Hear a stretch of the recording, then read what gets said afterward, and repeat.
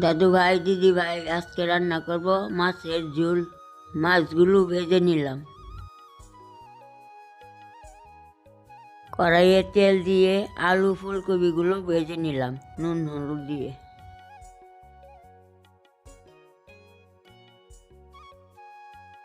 তারপরে মশলাটাও বেটে নিলাম।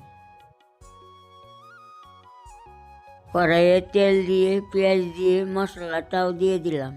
নাড়াচাড়া করে ভেজে রাখা আলু ফুলকপিগুলোও দিয়ে দিলাম।